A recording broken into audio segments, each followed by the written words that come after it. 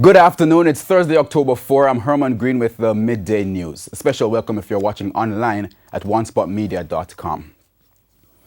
We begin with the latest in a gun find as 4 persons are now in police custody in connection with the seizure of a large cache of guns and ammunition at the Kingston Wharves on Friday, or rather yesterday. 2 women were picked up during subsequent operations. A 43-year-old taxi operator and a 24-year-old unemployed man, both of Kingston 13 addresses, were detained shortly after the snap operation at the Wharf. Now, 10 guns, including an Uzi submachine gun, 26 magazines, 640 bullets, and a silencer were found in a barrel containing groceries. The guns and ammunition are believed to have been shipped to Jamaica from the United States. The operation was carried out by members of the Counter-Terrorism and Organized Crime Investigation Branch and the Narcotics Division with support from the Contraband Enforcement Team of the Jamaica Customs Agency. Meanwhile, a Jamaica Defense Force soldier is waiting to face the Clarendon Parish Court today for illegal possession of a firearm. Private Garfield Brown was arrested and charged along with another man. The other man, Joseph Lindsay, was also charged with possession of a stolen motor car. The car is reportedly owned by a JDF soldier from Old Harbour, St. Catherine. Police say they tracked the car last week to a premises in Swansea, Clarendon, occupied by the soldier and the other accused. The discovery was made days after police found the body of Nigel Winter, who had been driving the vehicle. The body was found in bushes, also in the Swansea area. The opposition is again raising concerns over the future of the state-owned oil refinery Petrojam. This comes as its main source of funding, the sale of heavy fuel oil, HFO, will be drastically cut by mid-2019. The details in this report. Opposition spokesman on energy, Philip Paulwell, raised more concerns during yesterday's sitting of Parliament's Public Administration and Appropriations Committee. Mr. Paulwell noted that aspects of the refinery upgrade have again been pushed back. He said there would be a serious effect on Petrojam when the Jamaica Public Service Company JPS exits the market for heavy fuel oil and diesel. There's this continuing concern about the future of Petrojam, and the project that was earmarked in the budget for this year has been shifted, and it therefore means that that timeline that we have been watching in relation to when the country is shifting to LNG vis-a-vis heavy fuel oil, that timeline is running and the project is not happening. He says the matter is further compounded by the 190-megawatt liquefied natural gas LNG plant, which is slated to come on board in 2019. Come that time, they're going to lose a significant amount of demand for heavy fuel oil and diesel, and revenue is therefore going to be affected. We're told that they're looking to provide the IPPs with products, but as you know, the independent private producers of electricity do form a very small part of the total electricity mix. And because of that, I do not believe that there is a plan, apart from the upgrade and expansion, that can really deal with the shortfall. Petrojam is seeking to upgrade its vacuum distillation unit, VDU. The VDU helps with the conversion of heavy fuel oil to other products used for the bunkering industry and the production of asphalt. O'Shane Masters, TVJ News.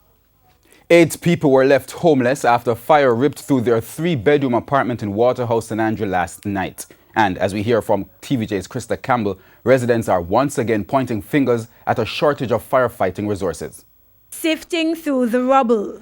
The aftermath of a late-night fire at 20 West Guango Crescent, St. Andrew.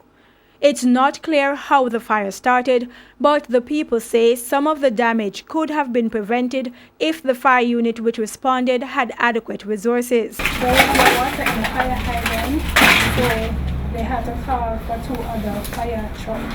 If the water never done, the room now would catch a fire.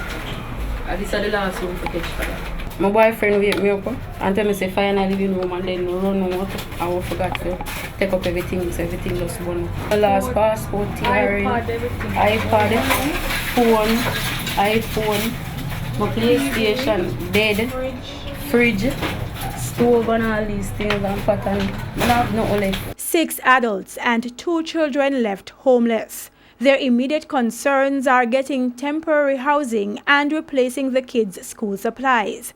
Residents have been helping, but they need much more. I try clean up for it.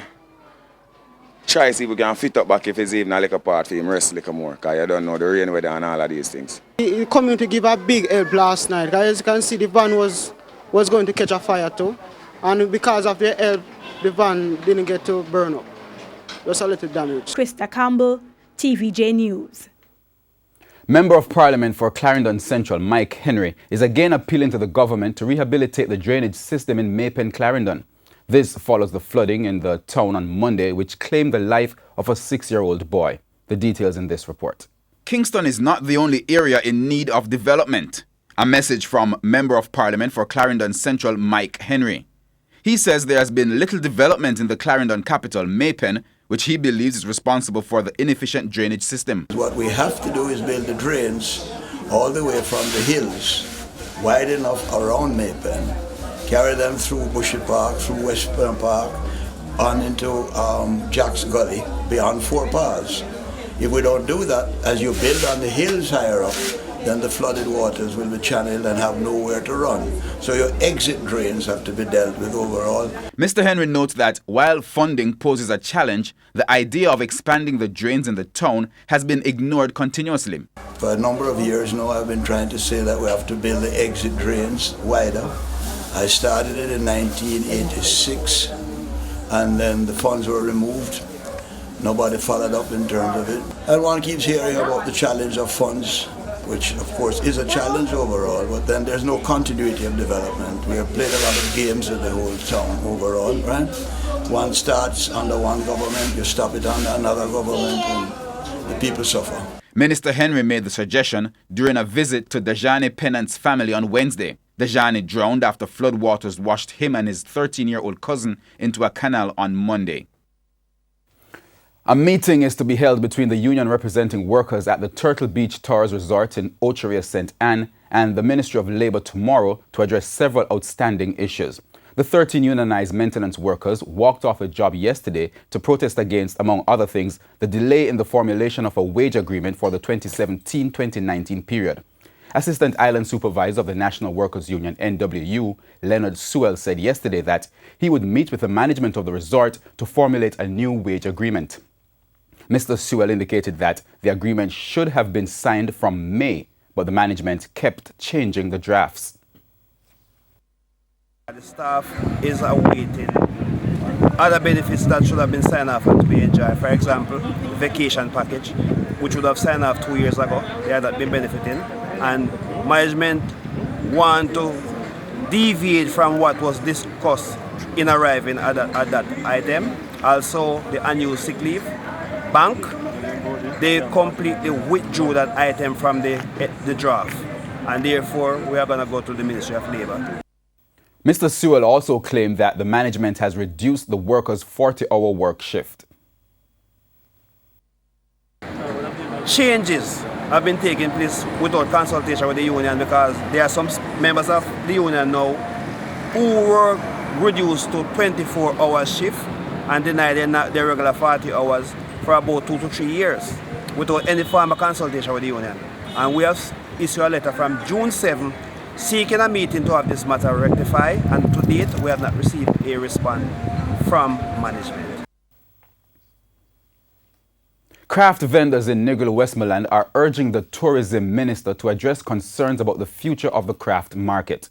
The concerns come as the vendors say they have been neglected for the past few years. According to President of the Negril Local Authentic Craft Association, Joan Wallace, prior to the last general election, a plan was established to improve the market and structure sales. Ms. Wallace claims that in 2016, she asked Tourism Minister Edmund Bartlett about the plan and the future of the market. He said to me that the plan is on his desk and he will do nothing with it more than continue where it was being left off. The next thing we hear was that it went back to review, and then we hear nothing again. about our plan. She says despite several meetings, no details have been forthcoming about vendors in Negril. The group is asking for a meeting with the minister to get clarification on their future. They are also asking for an update about their sector and the governing ministry. The 1-5 favorite, Master of Hall, had no trouble in landing the feature Royal Dad Trophy on Wednesday's midweek program at Cabanas Park. Denise Walters has our sports report. Master of Hall, with his favorite rider O'Neill Scott aboard, made light work of the 6-horse field, biding his time, going 9 furlongs and 25 yards before taking command of the race at the turn for home. And Annalisa is only 5.5 lengths off that lead. The back marker, as the tempo should now increase on the run, passing the half-mile. Jackolinks tries to slip away. Storm asked to stay with Jackolinks. Master of Hall is out toward the outside. Azaria racing on the rail, then Sir Puddington and Annalisa now looking for racing room and beginning to make her move as they leave the 3.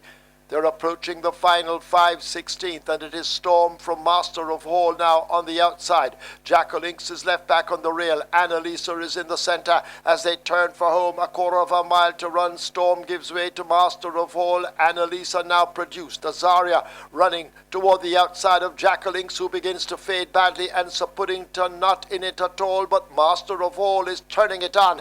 Inside the final furlong, it's Master of Hall, the rider having a look behind him both ways. He sees absolutely nothing, and O'Neill Scott eases Master of Hall down to win the Royal Dad by maybe 6 over Annalisa and Storm. Master of Hall won by 6 lengths in 1 minute 56 and 3/5 of a second to record back-to-back victories. The 3-year-old Bay Gelding was thought to have had a Derby potential, but got injured and didn't make the Blue Ribbon event. However, trainer Fitzroy Gillespie and Scott believe in Master of Hall's pedigree and have high hopes in his ability. Yes, he's gradually coming back. You know, it was very unfortunate, but that's the way racing goes. His performance is very, very impressive today, and we expect more. No, this is a great one, ours. Yeah.